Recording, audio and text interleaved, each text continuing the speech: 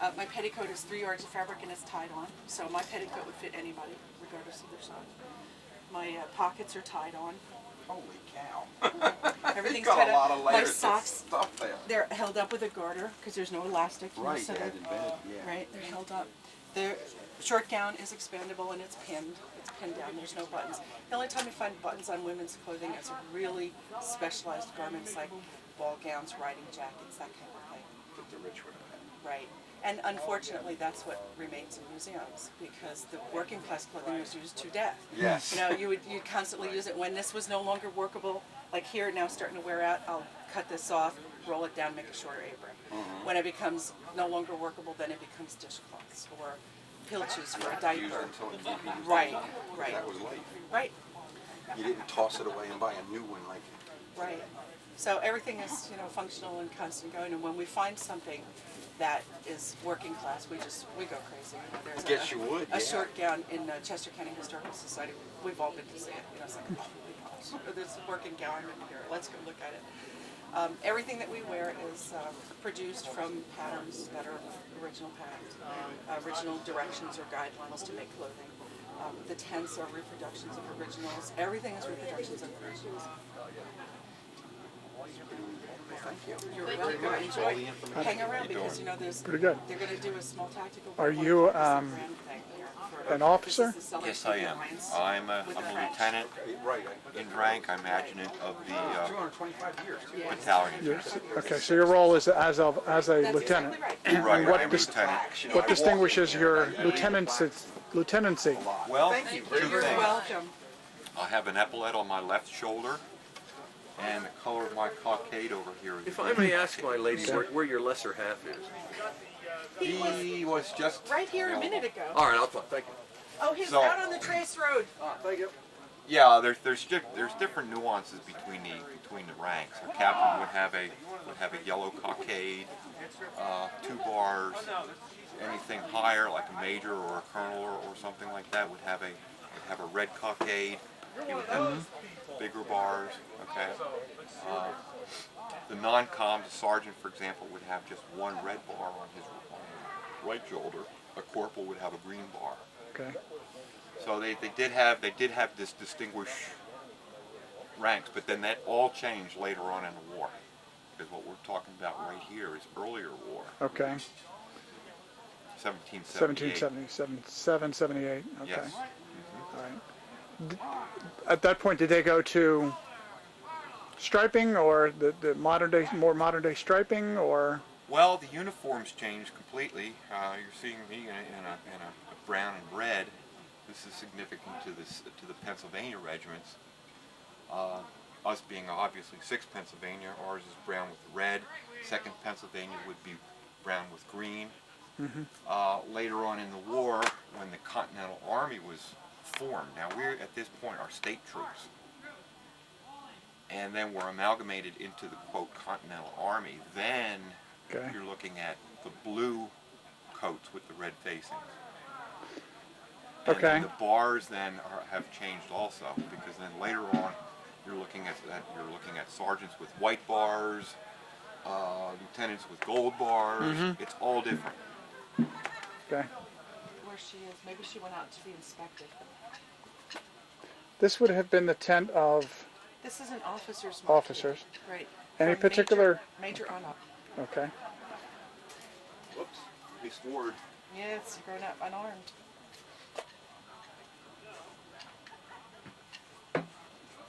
Everything that an officer had, he had to supply for himself. The Army gave him nothing but the wagons to put his equipment on. So when you walk down the officer's line, you'll see different things in different marquees or wall tents because it's what they could afford to have. Okay. So they were serving at their own pleasure? Yes, they pledged their life and finances to the war. Okay. Which, yeah, was Which literal. right. Which was. Well, we like to take a break Like once in a mow while. the grass and you know. Right. Do laundry, things like that.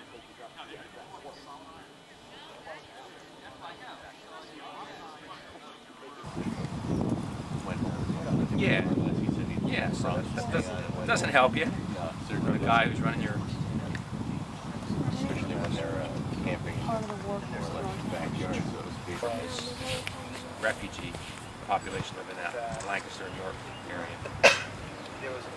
Pennsylvania government's out there, and the Continental Congress is out there, and they have very, very little, if any, control around this area around Valley Forge, Philadelphia. So the money's going to talk.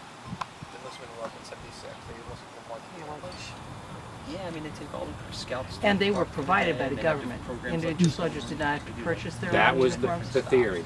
That was the theory, okay. In practice, it's a lot different. Yeah, I'm more interested in the practice. I mean, Yeah, here in Pennsylvania, the Pennsylvania soldiers were living in rags.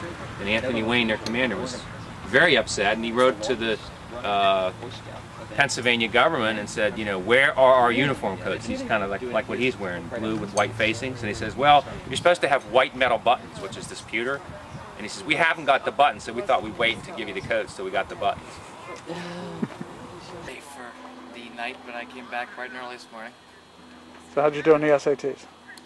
I think I did pretty well. Obviously, I'm going to be showing this to fourth and fifth graders. So, obviously, asking you questions about the SATs is going to be kind of, huh? Did they take the SATs back then, Mr. Rodwell? No, not quite. So you did well? The barrel in this gun actually isn't a original. It's a 225th, or not 250th. Pennsylvania cherry, and this guy did the barrel, and he made the lock and everything for him. And it's probably his pride and joy. I can imagine. I can see why he has it on display. And they did well, yeah, he fires it too. They did some kind of.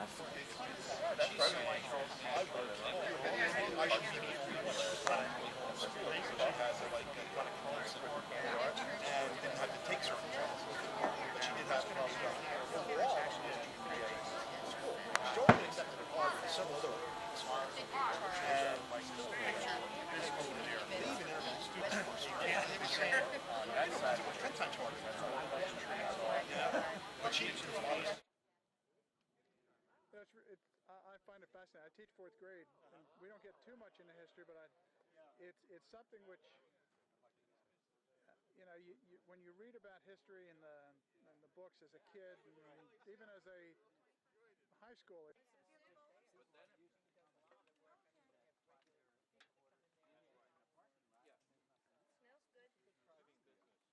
I still say that you should set up a recruiting station right next to the well, we are recruiting. If you are right next to the food. Sign up now and enjoy lunch. We'll recruit you really easy. We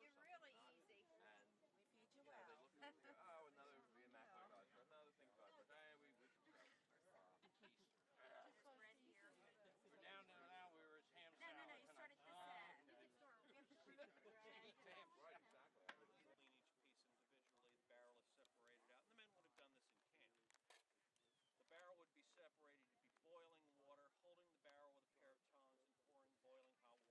you start at this end.